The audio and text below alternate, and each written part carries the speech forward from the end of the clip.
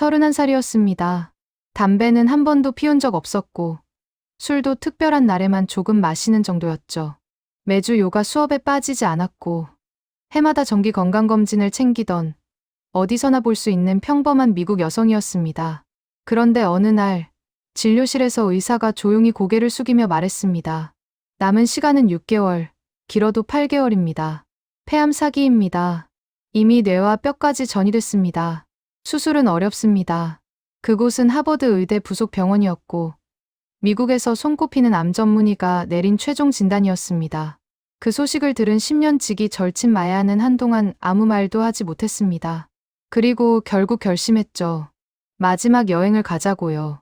에바가 지난 10년 동안 K-드라마와 K-팝을 좋아해 한국어까지 배웠지만 한 번도 가보지 못했던 그곳, 한국이었습니다. 죽기 전 마지막 소원을 들어주기 위한 여행이었습니다. 그런데 바로 그 여행에서 누구도 상상하지 못했던 일이 벌어졌습니다. 한국의 한 병원에서 다시 검사를 받았고 의사는 전혀 다른 말을 꺼냈습니다. 폐암이 아닙니다. 오진입니다. 시한부 선고는 취소입니다. 미국 최고의 병원이 놓친 진실을 한국에서 찾아낸 것입니다. 마지막이 될 줄 알았던 여행은 새로운 인생의 출발점이 되었습니다. 지금부터 그 믿기 어려운 기적 같은 14일의 이야기를 전해드리겠습니다. 안녕하세요. 감동하날 진행자 김민지입니다. 오늘도 마음 따뜻해지는 해외 감동 사연을 전해드릴게요. 영상이 좋으셨다면 구독과 좋아요로 응원해주세요. 그럼 감동의 이야기를 함께 시작해볼까요? 제 이름부터 말씀드려야 할 것 같습니다. 제 이름은 에바 콜린스이고 미국에서 태어나 자라 올해 31살이 된 평범한 여성입니다. 실리콘밸리에서 헬스케어, 데이터 분석 회사의 프로젝트 매니저로 일해왔고 숫자와 통계, 그래프와 예측 모델을 누구보다도 신뢰하며 살아온 사람이었습니다. 병원은 늘 데이터의 대상이었지. 제가 직접 누워야 할 공간이라고는 단 한 번도 생각해 본 적이 없었습니다. 그런데 지금 저는 미국이 아닌 한국, 서울의 한 병원 침대 위에 누워 천장을 바라보고 있었습니다. 이 이야기는 제가 왜 그 낯선 나라의 병원 침대에 누워 있었는지, 그리고 그곳에서 제 인생이 어디로 흘러가기 시작했는지에 대한 기록입니다. 아직 끝난 이야기가 아니고 그저 시작에 불과한 이야기입니다. 사실 처음부터 한국에 대해 좋은 인상을 가지고 있었던 것은 아닙니다. 솔직히 말씀드리면 저는 한국을 잘 안다고 생각하면서도 동시에 얕잡아보고 있었던 전형적인 미국인이었습니다. 드라마와 음악은 재미로 소비했지만 의료나 시스템, 생명과 직결된 문제만큼은 미국이 최고라고 믿어 의심치 않았습니다. 세계 최고의 병원, 세계 최고의 의사, 세계 최고 수준의 장비. 그 모든 것이 미국에 있다고 굳게 믿고 있었죠. 그 믿음이 산산이 무너진 건 뉴욕의 한 대학병원 진료실에서였습니다. 의사는 제 얼굴을 제대로 보지 못한 채 차트를 내려다보며 말했습니다.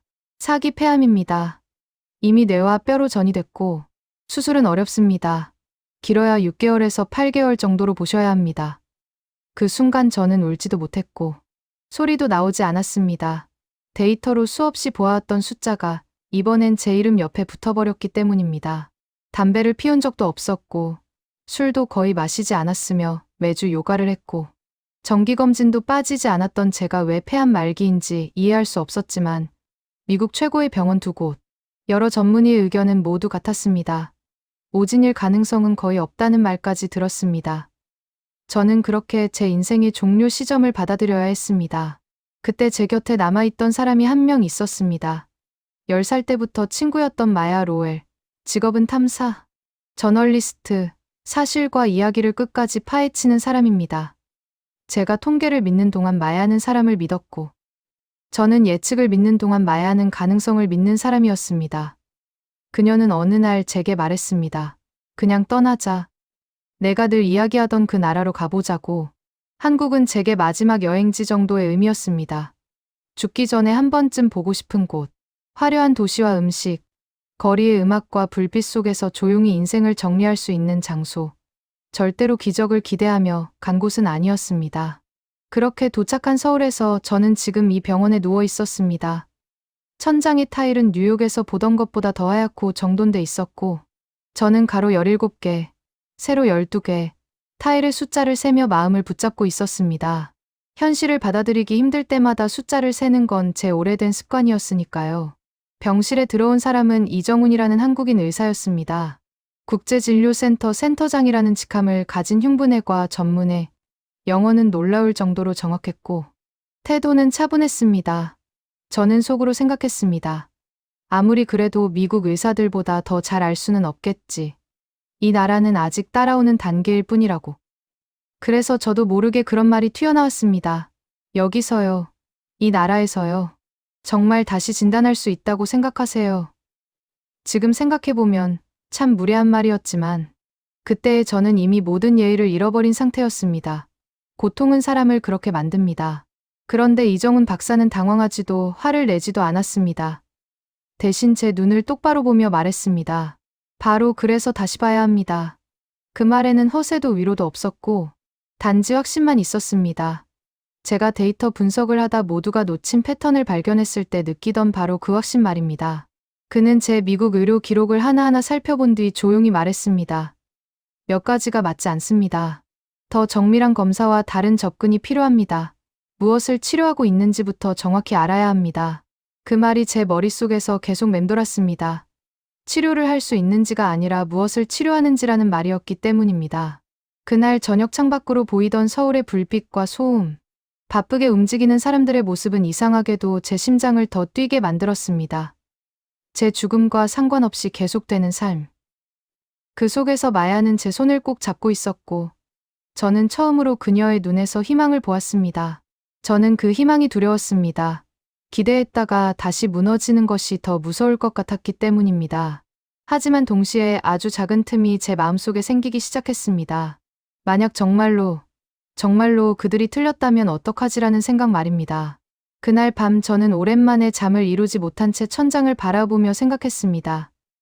이 여행이 단순한 마지막 인사가 아닐 수도 있겠다는 생각을. 그리고 이 낯선 나라에서 제 인생이 예상하지 못한 방향으로 움직이기 시작했다는 사실을요. 그 다음 날 아침 어떤 검사들이 기다리고 있었는지, 그리고 그 결과가 무엇을 의미하게 될지는 그때는 아직 알지 못했습니다. 비행기에서 내리던 순간까지도 저는 그 말을 믿지 않았습니다. 하버드 의대 부속 병원에서 미국 최고의 암 전문의에게서 들은 그 말. 폐암 사기입니다. 길어야 8개월입니다. 그 진단이 틀렸을 리 없다고. 그건 제 인생에서 가장 확실한 사실이라고 믿고 있었죠.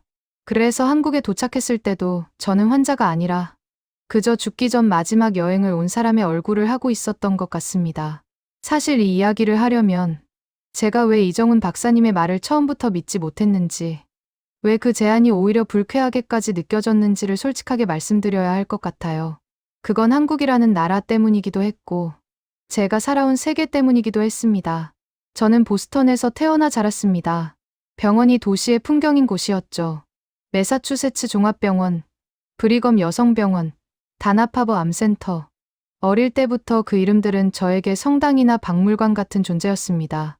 의학의 성지, 과학이 쌓아 올린 탑, 미국이 세계를 이끌고 있다는 가장 확실한 증거였죠. 아버지는 제약연구원이었습니다. 저녁 식탁에서 나누는 대화는 늘 임상시험, FDA 승인, 통계, 데이터였습니다. 어린 저는 자연스럽게 배웠습니다. 미국의 기준이 곧 세계의 기준이라는 것. 다른 나라들도 열심히 따라오고는 있지만 결국 한 발 뒤에 있다는 것. 특히 의료만큼은 그렇다고 믿었습니다. 그래서 제가 헬스케어 분석을 직업으로 선택한 것도 어쩌면 당연한 수순이었을 겁니다. 저는 숫자 속에서 살았습니다. 수백만 명의 환자 데이터를 분석하고 치료 결과를 예측하고 어떤 선택이 생존 확률을 높이는지 계산했습니다. 그리고 그 숫자들은 늘 같은 결론을 보여주고 있었습니다. 미국 의료 시스템은 완벽하지는 않지만 가장 앞서 있고 가장 많은 생명을 살리고 있다는 결론 말이죠. 그런 제 세계에 한국은 단 한 번도 들어온 적이 없었습니다. 한국은 제게 드라마였고 음악이었고 그저 문화 콘텐츠였습니다. 늦은 밤 일을 하며 보던 K-드라마, 조깅할 때 듣던 K-팝, 동료들과 가끔 가던 한국식 고깃집. 즐겁고 신기했지만 의학과는 다른 세계라고 선을 그어두고 있었죠. 그래서 마야가 서울은 의료도 세계 최고 수준이야라고 말했을 때 저는 웃으며 넘겼습니다. 빠르고 효율적일 수는 있겠지. 하지만 깊이와 축적은 다르다고. 수십 년의 연구와 제도가 하루아침에 만들어지는 건 아니라고 그렇게 생각했습니다. 의료 관광이라는 단어도 제겐 늘 가벼운 의미였습니다. 성형수술이나 치과치료, 급하지 않은 선택적 시술. 하지만 암, 전이 된 폐암, 그건 미국 밖에서 논할 문제가 아니라고 확신하고 있었죠. 그러니 제가 지금 서울의 병원 침대에 누워 있었다는 사실 자체가 아이러니였던 겁니다. 마야가 처음 마지막 몇 달을 한국에서 보내보자고 말했을 때 저는 솔직히 체념했습니다. 두 번째 항암 치료도 실패했고 의사들은 더 이상 치료보다 삶의 질을 이야기하기 시작했으니까요. 그 말이 무슨 뜻인지 저는 누구보다 잘 알고 있었습니다. 그래서 한국행을 결정했을 때도 희망 때문이 아니었습니다. 그저 마지막 배경을 바꾸는 선택이었죠. 어디서 죽느냐의 문제일 뿐 결과는 같다고 생각했습니다. 그런데 이정훈 박사님이 제 차트를 다시 보겠다고 했을 때 그는 아주 조심스럽게 말을 꺼냈습니다. 혹시 진단이 다를 가능성은 없을까요? 그 순간 저는 이 사람이 얼마나 순진한지, 얼마나 미국 의료 시스템을 모르는지 속으로 판단하고 있었던 것 같습니다. 미국 최고의 병원이 두 번이나 확인한 진단이었습니다. 수많은 스캔, 수많은 데이터, 서로 다른 병원에서 같은 결론을 내린 결과였죠. 오진이란 단어는 제 사전에 존재하지 않았습니다. 하지만 지금 생각해보면 그때 제 마음속 어딘가에서는 아주 미세한 균열이 생기고 있었던 것 같습니다. 제가 평생 절대적이라고 믿어온 것들에 혹시 틈이 있을지도 모른다는 생각. 그건 희망은 아니었습니다. 아직은요. 그저 두려움이었습니다. 내가 정말 죽어가고 있다는 사실보다 혹시 그렇지 않을 수도 있다는 가능성이 더 무섭게 느껴지기 시작했으니까요. 그리고 그 두려움의 정체가 무엇인지 저는 그때는 아직 알지 못했습니다. 하지만 분명한 건 그날 이후로 이 여행은 더 이상 마지막 여행이 아니라는 느낌이 조금씩 스며들기 시작했다는 사실이었습니다. 그리고 바로 그 다음 날 제 인생에서 가장 믿기 힘든 검사 결과를 마주하게 됩니다. 모든 것이 무너지던 날을 떠올리면 아직도 그 진료실의 냄새가 먼저 생각납니다. 차가운 공기와 소독약 냄새, 그리고 창문 너머로 펼쳐지던 센트럴파크의 초록색. 그 진료실은 천장부터 바닥까지 이어진 커다란 창으로 가득했어요. 뉴욕 한복판, 사람들이 산책을 하고 아이들이 뛰노는 그 평화로운 풍경을 내려다보며 저는 제 인생이 끝났다는 말을 들었습니다. 그 사실이 너무 아이러니해서 한동안은 현실로 느껴지지도 않았어요. 해리슨 박사님은 제 맞은편에 앉아 계셨습니다. 책상은 정돈되어 있었고 그 위에는 마닐라색 파일 하나뿐이었죠. 그 안에는 제 몸속에서 벌어지고 있는 모든 배신의 증거들이 담겨 있었습니다. CT 사진, 조직 검사 결과, 숫자와 그래프들. 그것들은 이미 제 미래를 알고 있는 얼굴들이었어요. 사기 선암입니다. 박사님의 목소리는 차분했고 너무나도 전문적이었습니다. 그 말은 마치 다른 사람의 이야기를 하는 것처럼 부드럽게 흘러나왔죠. 하지만 그건 제 이야기였습니다. 그 순간 저는 숨을 쉬고 있었지만 어딘가에서는 이미 멈춰 있었던 것 같아요. 저는 폐렴일 거라고 생각하고 병원에 갔었습니다. 기침이 조금 길어졌고 아침 조깅을 할 때 숨이 차는 정도였죠. 31살이었고 담배는 평생 한 번도 입에 댄 적이 없었습니다. 술도 거의 마시지 않았고 요가를 했고 매년 건강검진도 빠지지 않았어요. 암이라는 단어와는 거리가 먼 삶이라고 믿고 있었죠. 하지만 CT 스캔은 제 믿음을 전혀 존중하지 않았습니다. 화면 속 제 폐는 전혀 다른 이야기를 하고 있었어요. 전이, 림프절, 수술 불가능, 완화 치료. 그 말들은 차분한 의학 용어로 포장되어 있었지만 결국 하나의 의미만을 향하고 있었습니다. 끝이라는 의미요. 중간 생존 기간은 약 6개월입니다. 해리슨 박사님은 단어 하나하나를 고르듯 말했습니다. 항암 치료를 하면 1년까지 가는 분들도 계십니다. 하지만 현실적인 기대를 함께 가져가야 합니다. 기대. 그 단어가 그렇게 잔인하게 들린 건 처음이었습니다. 마치 죽음도 일정 관리의 대상인 것처럼 느껴졌거든요. 저는 고개를 끄덕였습니다. 질문도 했고 메모도 했습니다. 평소 회의 때 하던 것처럼요. 데이터를 수집하면 감정을 눌러둘 수 있을 거라 믿었습니다. 마야가 옆에 있었고 제 손을 꽉 잡고 있었습니다. 그 손의 힘이 너무 세서 아플 정도였어요. 두 번째 의견을 구한 건 당연한 수순이었습니다. 중요한 결정 앞에서 책임감 있는 사람이 해야 할 일이니까요. 뉴욕 프레스비테리언 병원, 첸 박사님. 모든 자료를 다시 제출했고 추가 검사도 받았습니다. 결과는 같았습니다. 단어도, 설명도, 결론도, 수술은 불가능, 방사선 치료는 의미 없음, 항암 치료는 시간을 벌기 위한 선택일 뿐이라는 말까지도요. 저는 그 모든 설명이 너무 익숙했습니다. 제가 수년간 분석해왔던 의료 데이터의 문장들이었으니까요. 그래서 더 절망적이었습니다. 이건 실수가 아니라는 확신이 들었거든요. 시스템은 완벽했고 과정은 철저했으며 오차가 들어갈 틈이 없어 보였습니다. 항암 치료는 화요일에 시작됐습니다. 제가 가장 좋아하던 요일이었죠. 회사에서 팀 회의를 하던 날, 생산적이고 의미 있는 하루의 상징이던 요일이었습니다. 주사실은 생각보다 평온했습니다.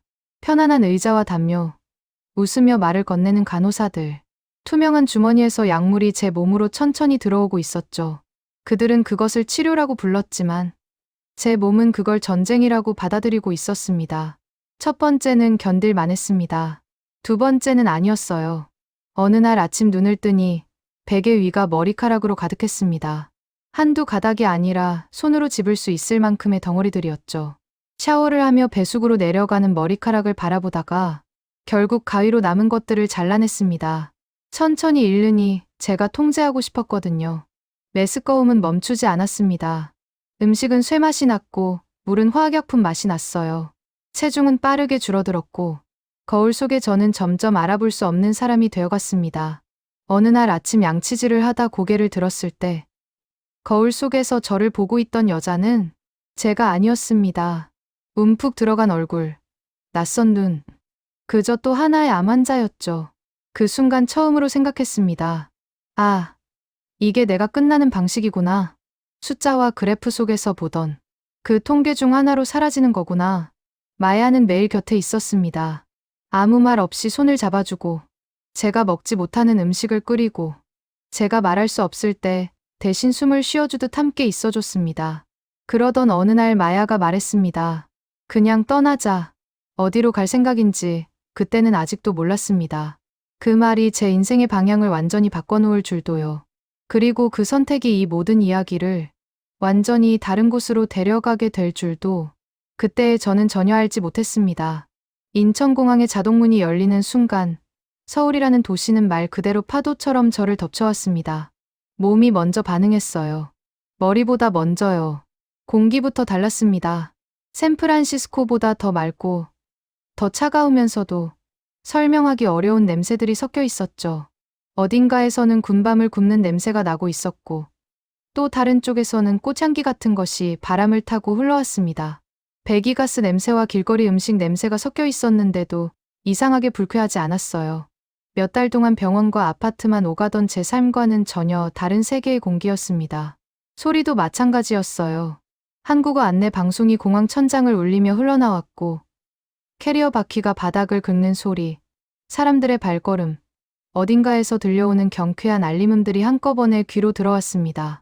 조용히 죽음을 준비하던 제 일상과는 너무 달라서 잠시 제가 아직 살아있다는 사실을 잊고 있었던 건 아닐까 하는 생각이 들 정도였어요. 마야는 강남 쪽 강이 보이는 아파트를 예약해 두었습니다. 공항철도를 타고 시내로 들어오면서 저는 창문에 이마를 대고 가만히 밖을 바라보고 있었어요. 고층 아파트들이 질서 정연하게 늘어서 있었고 전광판들은 빠르게 바뀌는 한국어 광고를 내보내고 있었습니다. 모든 것이 너무 빠르게, 너무 정확하게 움직이고 있었어요. 혼란스러운 게 아니라 오히려 잘 짜인 기계처럼 느껴졌습니다. 지하철은 저를 더 놀라게 했습니다. 물론 겉으로는 아무렇지 않은 척했지만요. 열차가 도착하는 순간에 맞춰 승강장 문이 정확히 열렸고 디지털 화면에는 대기 시간이 초 단위로 표시되고 있었습니다. 바닥은 지나치게 깨끗해서 남아있는 제 얼굴이 희미하게 비칠 정도였죠. 사람들은 조용했지만 무질서하지 않았어요. 모두 휴대폰을 보고 있었지만 전체 흐름을 정확히 알고 움직이는 느낌이었습니다. 그때 문득 이런 생각이 스쳤어요. 인상적인데, 그리고 거의 반사적으로 그 생각을 고쳤습니다. 개발도상국 치고는 이상하죠. 머리로는 알고 있었습니다. 한국이 더 이상 개발도상국이 아니라는 걸요. 그런데 제 안 깊숙한 곳, 미국 의료 시스템을 절대적인 기준으로 삼고 살아온 그 부분이 제가 눈으로 보고 있는 현실을 쉽게 받아들이지 못하고 있었던 거예요. 첫날 저녁, 강남 거리를 걸으며 마야에게 말했습니다. 믿을 수 없을 만큼 세련된 젊은이들 사이를 지나가면서요. 겉은 번지르르하지, 인프라는 좋아 보이고, 하지만 정말 중요한 순간, 생명이 걸린 순간에는 결국 다를 거야. 마야는 아무 말도 하지 않았습니다. 저를 오래 알아온 사람답게 반박이 소용없다는 걸 알고 있었죠. 서울에 온 지 열흘째 되던 날, 모든 것이 바뀌었습니다. 그 전까지 시간은 조심스럽게 흘러갔어요. 마야가 준비한 일정에 따라 절과 궁궐을 가고, 메뉴에 사진이 있는 식당을 찾아다니고, 한강을 따라 천천히 걸으며 벤치에 앉아 쉬었습니다. 가족들이 돗자리를 펴고 웃고 떠드는 모습을 보면서 이상하게도 마음 한쪽이 아려왔어요. 서울은 제가 예상했던 것보다 훨씬 복합적인 도시였습니다. 최첨단 기술과 오래된 일상이 아무렇지 않게 공존하고 있었죠. 하지만 제 몸은 분명히 나빠지고 있었습니다. 항암 치료는 미국을 떠나기 전에 이미 중단된 상태였어요. 효과가 없다는 판단이 내려졌으니까요. 하지만 그 여파는 그대로 남아 있었습니다. 제 몸은 마치 철거가 중단된 건물 같았어요. 언제 완전히 무너질지 모르는 상태로 서 있는, 숨 쉬는 게 점점 힘들어졌습니다. 갑자기 쓰러질 정도는 아니었지만 하루하루 분명히 달라지고 있었어요. 어제는 괜찮았던 거리가 오늘은 벅찼고 평지조차 숨이 찼습니다. 계단은 이미 포기한 지 오래였고 엘리베이터를 타고 올라가는 동안에도 가슴이 조여오는 느낌이 들었어요. 누군가 제 가슴 위에 조용히 앉아 있는 것 같았습니다. 마야는 다 알고 있었습니다. 걷는 대신 택시를 타자고 했고 외식 대신 음식을 포장해 오기 시작했죠. 우리 둘 다 말하지 않아도 알 수 있는 걸 애써 외면하고 있었습니다. 그날 밤 봉은사 근처의 작은 식당에 갔습니다. 마야는 찌개가 속에 편할 거라고 했어요. 세 숟가락쯤 먹었을 때 메스꺼움이 먼저 이겼습니다. 계산을 하고 나오는 동안 마야는 한국어를 잘 못하면서도 연신 고개를 숙이며 사과하고 있었어요. 숙소까지는 걸어서 15분 남짓이었고 대부분 평지였습니다. 하지만 강남역 근처 번화한 교차로를 건너는 순간 가슴에서 무언가가 꽉 움켜쥐는 느낌이 들었어요. 통증이라기보다는 텅 비는 느낌에 가까웠습니다. 폐가 갑자기 자기 역할을 잊어버린 것처럼요. 걸음을 멈췄습니다. 숨을 쉬려고 했지만 숨이 들어오지 않았어요. 세상이 기울기 시작했습니다. 방금 전까지 수천 개의 네온사인 아래 서 있던 저는 다음 순간 차가운 보도블록 위에 쓰러져 있었습니다. 마야의 목소리가 물속에서 들리는 것처럼 멀어졌고 주변에서 사람들이 뛰어오는 소리가 들렸어요. 급한 한국어가 여기저기서 터져나왔습니다. 이게 끝이구나. 이상할 만큼 차분하게 생각했어요. 한 번도 믿어본 적 없는 나라에서 내 이름조차 모르는 사람들 사이에서 119라는 숫자가 머릿속을 스쳤습니다. 아파트 안내 책자에서 봤던 기억이 났거든요. 구급차는 4분 만에 도착했습니다. 금요일 밤 서울 한복판에서요. 제 머리 한구석은 여전히 시간을 재고 있었고 비교하고 있었습니다. 맨해튼이었다면 더 오래 걸렸을 거라는 생각까지요. 구급대원들은 놀랄 만큼 침착했습니다. 한 명은 제 상태를 확인했고 다른 한 명은 산소를 준비했으며 또 한 명은 이미 병원과 통신하고 있었어요. 모든 움직임이 정확했고 낭비가 없었습니다. 산소 마스크가 얼굴에 씌워졌고 공기가 폐로 들어오자 세상이 다시 돌아오기 시작했습니다. 들것에 실려 움직이면서 저는 깨끗한 구급차 내부와 최신 장비들을 스쳐보았습니다. 그리고 병원에 도착했습니다. 유리와 강철로 된 큰 건물, 환하게 불이 켜진 응급실, 질서 있게 움직이는 의료진들, 자동문 너머에서 흰 가운을 입은 한 남자가 고개를 들었습니다. 태블릿을 들고 이미 모든 상황을 파악한 눈빛으로요. 그 사람이 바로 이정훈 박사님이었습니다. 그때는 그 이름을 몰랐지만요. 그 순간에도 저는 여전히 확신하고 있었습니다. 여기는 미국에서 받은 진단이 다시 한번 확인되는 곳일 거라고, 희망의 한계가 분명해지는 곳일 거라고. 그 생각이 얼마나 틀렸는지 그날 밤에 저는 아직 알지 못했습니다. 눈을 떴을 때 저는 1인실에 누워 있었습니다. 그동안 수없이 드나들던 병실들과는 전혀 다른 느낌이었죠. 병원에 있다는 사실은 분명한데 이상하게도 긴장이 풀리고 있었습니다. 벽은 차가운 흰색이 아니라 부드러운 크림색이었고 인위적인 냄새 대신 은은한 향이 남아 있었습니다. 벽 한쪽에는 그림이 걸려 있었는데 누군가 급하게 붙여놓은 안내문이 아니라 대나무가 그려진 단정한 그림이었습니다. 창문 밖으로는 작은 정원이 보이고 있었고 잘 다듬어진 나무들 사이로 아침 햇살이 천천히 스며들고 있었습니다. 단풍이 막 들기 시작한 가을이었고 잎사귀들이 조용히 흔들리고 있었죠. 그 순간 머리가 멍해지면서 이상한 생각을 하고 있었습니다. 혹시 내가 이미 세상을 떠난 건 아닐까? 여기가 죽은 사람들이 잠시 머무는 곳은 아닐까? 그런 엉뚱한 생각이 스쳐가고 있었어요. 그런데 바로 그때 기계에서 삑 소리가 울리고 있었고 팔에 꽂힌 링거 줄이 살짝 당겨졌습니다. 그제야 현실이 무겁게 다시 내려앉고 있었습니다. 아, 나는 아직 살아 있었구나. 그런 생각이 천천히 들고 있었죠. 옆을 보니 마야가 의자에 앉은 채로 잠들어 있었습니다. 제 침대에 최대한 가까이 의자를 끌어당긴 채 고개를 비스듬히 기울이고 자고 있었어요. 저 자세로 깨면 분명 목이 아플 텐데. 그런 생각을 하고 있었습니다. 옷은 갈아입은 상태였고 누군가 우리 숙소에 다녀간 흔적이 느껴졌습니다. 하지만 얼굴에는 여전히 전날 밤의 피로가 남아 있었습니다. 내가 얼마나 오래 정신을 잃고 있었는지 가늠이 되지 않았습니다. 몇 시간이었을지 아니면 하루가 훌쩍 지나 있었을지도 모른다는 생각을 하고 있었죠. 그때 문이 아주 조용히 열리더니 간호사가 들어오고 있었습니다. 모니터를 하나씩 확인하고 있었고 제가 깨어있는 걸 보더니 살짝 웃으며 고개를 끄덕이고 있었습니다. 한국어로 부드럽게 무언가를 말하고 있었는데 말뜻은 정확히 알아듣지 못해도 그 말투가 사람을 안심시키고 있었습니다. 링거를 조절하는 손길은 능숙했지만 급하지 않았고 불필요한 움직임도 없었습니다. 미국 병원에서 늘 보던 바쁘고 쫓기는 듯한 간호사의 모습과는 전혀 달랐습니다. 그 차분함이 오히려 제 마음을 조금 내려놓게 하고 있었죠. 잠시 후 간호사가 나가고 몇 분쯤 흘렀을 때 이정훈 박사님이 병실로 들어오셨습니다. 낮의 밝은 빛 속에서 박사님의 얼굴이 또렷하게 보이고 있었습니다. 40 중반쯤 되어 보였고 단정하게 넘긴 검은 머리 사이로 흰 머리가 조금 섞여 있었습니다. 얇은 금속태 안경을 쓰고 있었고 흰 가운은 깔끔하게 다려져 있었습니다. 가운에는 이름이 한글과 영어로 나란히 적혀 있었고 손에는 태블릿과 두꺼운 서류철이 들려 있었습니다. 멀리서 봐도 알 수 있었습니다. 제 의료 기록이었습니다. 제가 어떻게 진단을 받았고 어떻게 치료를 받아왔으며 어떻게 여기까지 흘러왔는지가 모두 담겨 있는 종이들이었죠. 박사님은 마야 반대편에 의자를 끌어당겨 앉았습니다. 마야는 살짝 몸을 움직였지만 아직 완전히 깨지는 않았습니다. 박사님이 말을 시작했을 때 영어는 아주 또렷했고 억양도 거의 느껴지지 않았습니다. 콜린스 씨, 깨어나셔서 다행입니다. 지금 기분은 어떠세요? 그 질문이 순간 조금 우습게 느껴지고 있었습니다. 기분이 어떠냐고요? 외국 땅에서 쓰러졌고 여전히 숨 쉬는 것조차 조심스러운 상황에서 말이죠. 숨을 들이마실 때마다 이 시간이 덤으로 주어진 것 같은 느낌이 들고 있었는데요. 좀 피곤해요. 그렇게 겨우 말하고 있었습니다.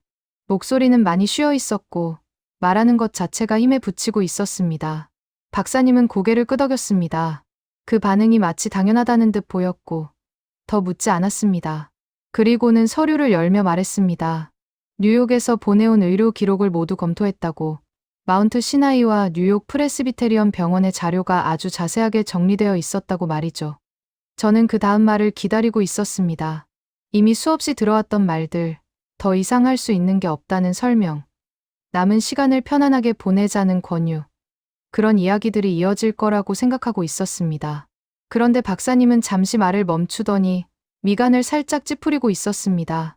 아주 작은 변화였지만 그 순간 저는 그 표정을 놓치지 않고 보고 있었습니다. 캔을 다시 보고 페이지를 넘겼다가 다시 돌아보는 모습이 반복되고 있었죠. 제가 먼저 말을 꺼냈습니다. 할 수 있는 게 없다는 거 저도 알고 있어요. 최대한 차분하게 말하려고 애쓰고 있었습니다. 어젯밤 도와주신 건 정말 감사하지만 그 말을 다 끝내기도 전에 박사님이 조용히 입을 열었습니다. 저는 이 진단을 믿을 수가 없습니다. 그 말이 공기 중에 그대로 멈춰 있는 것 같았습니다. 너무 예상 밖이라 순간 제가 잘못 들은 게 아닐까 싶었습니다. 방이 갑자기 좁아진 느낌이 들었고 아침 햇살이 유난히 눈부시게 느껴지고 있었습니다. 저는 웃고 있었습니다. 정말 웃고 있었죠. 하지만 그 웃음은 비어 있었고 가슴이 아프게 울리고 있었습니다. 뉴욕 최고의 병원 두 곳에서 여러 명의 전문의들이 두 번이나 확인한 진단이라고 말하고 있었죠. 종양 전문의도 흉부외과 의사도 모두 같은 결론이었다고 말입니다. 박사님은 태블릿을 내려놓고 제 눈을 바라보고 있었습니다. 표정은 놀라울 만큼 차분했습니다. 그래서 더 확인이 필요합니다. 그 말에 가슴속에서 뭔가가 치밀어 오르고 있었습니다. 분노였는지 아니면 지금까지 믿어온 모든 것이 흔들리는 느낌 때문이었는지 분간이 되지 않았습니다. 그 이후의 대화는 제 안에 오래 남아 있었습니다. 희망이라고 부르기에는 아직 너무 두려웠고 절망이라고 하기에는 뭔가 달라지고 있다는 느낌이 분명히 존재하고 있었습니다. 저는 몇 달 동안 제 죽음을 받아들이며 살아왔고 이제 와서 다시 의심하고 기대하는 일이 더 무서웠습니다. 하지만 동시에 그동안 너무 당연하게 믿어왔던 것들에 작은 균열이 생기고 있다는 것도 느끼고 있었습니다. 마야의 손을 통해 전해지던 떨림, 병실의 조용한 공기, 박사님의 흔들리지 않는 눈빛, 그리고 제 안에서 서서히 움직이고 있던 어떤 감정. 그 모든 것이 겹쳐지면서 저는 알 수 없는 갈림길 앞에 서 있는 기분이 들고 있었습니다. 그날 이후로 시간은 다시 다른 속도로 흐르기 시작하고 있었습니다. 그리고 저는 아직 그 끝이 어디로 이어질지 전혀 알지 못한 채 다음 선택을 기다리고 있었습니다. 검사와 결과 사이의 사흘은 제 인생에서 가장 길고 무거운 시간이었습니다. 처음 암 진단을 기다리던 몇 주보다 길었고 항암 주사 의자에 앉아 차가운 약물이 혈관으로 떨어지는 걸 멍하니 바라보던 그 끝없는 시간들보다도 길었습니다. 남은 시간이 얼마나 될지 계산하며 누구에게 먼저 작별 인사를 해야 할지 무엇을 남기고 가야 할지 정리하느라 수없이 뒤척이던 밤들보다도 훨씬 길게 느껴졌습니다. 이미 한 번 죽음을 받아들였던 사람에게 다시 기다림이라는 시간이 주어졌다는 건 또 다른 종류의 시험이었습니다. 죽음을 기다리는 건 익숙해질 수 있는 고통이었지만 혹시 내가 완전히 잘못된 죽음을 기다려왔던 건 아닐지 확인하기 위해 기다리는 시간은 그보다 훨씬 잔인했습니다. 저는 병실 창밖의 정원을 바라보며 시간을 보냈습니다. 가을은 하루가 다르게 깊어지고 있었고 초록이던 잎들은 서서히 금빛으로 다시 짙은 붉은색으로 변해가고 있었습니다.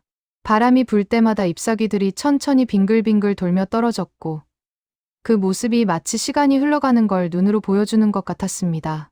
병원 복도에는 한국 가족들이 오가고 있었고 손에 음식을 담은 통을 들고 환자를 찾아오는 모습이 자주 보였습니다.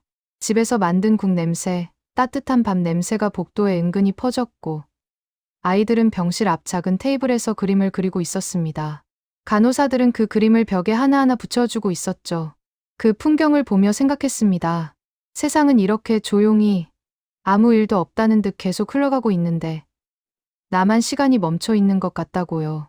마야는 그 사흘 내내 제 곁을 떠나지 않았습니다. 우리가 머물던 아파트에서 나와 병원 건너편 작은 호텔로 옮겨 지냈고 매일 아침 커피를 들고 병실로 들어왔습니다. 미국 사람 입맛에 맞는 커피를 찾느라 꽤 애를 쓴 모양이었죠. 그녀는 커피를 제 침대 옆 작은 테이블에 내려놓고 별말 없이 의자에 앉아 있었습니다. 책을 읽기도 하고 노트북으로 일을 하기도 했지만 대부분은 그냥 같은 공간에 머물러 주고 있었습니다. 말이 없어도 괜찮았고 설명하지 않아도 이해받고 있다는 느낌이 들었습니다. 이 어정쩡한 상태, 죽음과 삶 사이 어딘가에 걸쳐 있는 이 시간 속에서 혼자가 아니라는 사실이 저를 겨우 버티게 하고 있었습니다. 검사 결과에 대한 이야기는 일부러 꺼내지 않았습니다. 무슨 말을 할 수 있었을까요? 이정훈 박사님이 미국의 두 대형 병원이 이미 확정했던 진단을 다시 확인해 줄 뿐일 수도 있었고 아니면 그보다 더 나쁜 말을 듣게 될 수도 있었으니까요. 그 가능성의 끝을 상상하는 것조차 너무 두려워서 저는 희망이라는 단어를 마음속에서 지워버리고 있었습니다. 희망은 에너지가 필요한 감정이었고 그때의 저는 이미 너무 지쳐 있었기 때문입니다. 셋째 날 아침, 창밖에서 빗소리가 들렸습니다. 여름처럼 요란한 폭우가 아니라 가늘고 끈질긴 가을비였습니다. 정원은 비에 젖어 흐릿해졌고 마치 오래된 그림처럼 보였습니다. 병원 전체가 평소보다 더 조용했고 발소리와 문 여닫는 소리마저도 부드럽게 들리고 있었습니다. 마야는 그날 유난히 일찍 도착했습니다. 머리카락은 조금 젖어 있었고 커피 냄새와 함께 설명할 수 없는 긴장감이 함께 느껴졌습니다. 그녀는 제 얼굴을 보며 짧게 말했습니다. 오늘이야. 저는 고개를 끄덕였습니다. 더 말할 필요가 없었습니다. 오래 기다리지는 않았습니다. 시계를 보고 있었기 때문에 시간을 정확히 기억합니다. 오전 10시 47분, 초침이 한 바퀴를 거의 다 돌았을 무렵, 병실 문이 조용히 열렸습니다. 이정은 박사님이 들어오셨고, 손에는 익숙한 폴더가 들려 있었습니다. 표정은 읽기 어려웠습니다. 웃음도 없었고, 찡그림도 없었습니다. 그저 늘 보아왔던 감정을 드러내지 않는 의사의 얼굴이었죠. 마야는 자리에서 벌떡 일어났고 의자가 바닥을 긁는 소리가 병실에 크게 울렸습니다. 저는 몸을 일으키려 했지만 쌓여있던 두려움 때문에 몸이 쉽게 말을 듣지 않았습니다. 박사님은 의자를 끌어당겨 앉으셨고 폴더를 침대 위에 올려두었지만 바로 열지는 않으셨습니다. 대신 안경을 벗어 천으로 닦았다가 다시 쓰셨습니다. 마치 마음을 정리하는 작은 의식처럼 보였습니다. 결과가 나왔습니다. 박사님은 조용히 말했습니다. 저는 침대 시트를 세게 움켜쥐었습니다. 손가락 마디가 하얗게 변할 정도로요. 이제 다시 현실로 돌아가는 순간이라고 생각했습니다. 6달, 길어야 8달. 이미 여러 번 들어서 외울 정도가 된 그 시간표로요. 집으로 돌아갈 준비, 작별 인사, 마지막 정리, 그 모든 것으로요. 그런데 박사님은 제 눈을 똑바로 바라보며 말했습니다. 사기 폐암이 아닙니다. 그 말은 귀에 들어왔지만 바로 이해되지 않았습니다. 마치 외국어 문장을 들은 것처럼 소리는 들리는데 의미가 연결되지 않았습니다. 병실 안에 침묵이 내려앉았고 그 침묵이 점점 커져서 다른 모든 소리를 삼켜버리는 느낌이 들었습니다. 저는 겨우 입을 열어 속삭이듯 물었습니다. 뭐라고요? 박사님은 조금 더 부드러운 표정으로 설명을 이어갔습니다. 희귀한 흉부 종양이 있으며 고립성 섬유종이라고 불리는 종양이라고요. 영상에서는 폐암처럼 보일 수 있지만 암은 아니라고 했습니다. 그리고 그 말에 이어 완전히 수술로 제거가 가능하다고 덧붙였습니다. 그 순간 제 손이 걷잡을 수 없이 떨리기 시작했습니다. 손끝에서 시작된 떨림이 팔로, 어깨로, 가슴으로 번져갔고 숨이 제대로 쉬어지지 않았습니다. 마야는 옆에서 울음을 터뜨렸습니다. 소리라고 하기엔 애매한, 숨이 막히는 듯한 흐느낌이었습니다. 박사님은 미국에서 받았던 항암 치료가 필요하지 않았다고, 오히려 몸만 약하게 만들었다고 조심스럽게 말했습니다. 그 말을 듣는 순간 병실이 빙글빙글 도는 것 같았습니다. 몇 달 동안의 고통, 빠져나간 머리카락, 걷기조차 힘들었던 날들. 그 모든 시간이 머릿속을 스쳐 지나갔습니다. 왜 이런 일이 가능했는지 묻는 제 질문에 박사님은 이 종양이 매우 드물고 영상만으로는 구분이 어렵다고 설명했습니다. 하지만 그보다 더 오래 제 마음에 남은 건 그 다음 말이었습니다. 패턴이 맞지 않았습니다. 박사님은 그렇게 말했습니다. 의학에서는 이야기가 맞지 않으면 맞을 때까지 다시 봐야 한다고요. 그 말을 들으며 저는 생각했습니다. 저는 여기 죽으러 왔습니다. 마지막 여행이라고 믿으며 이 나라에 왔고 도망치듯 비행기에 올랐습니다. 그런데 그 도망의 끝에서 저는 다시 살 수 있다는 말을 듣고 있었습니다.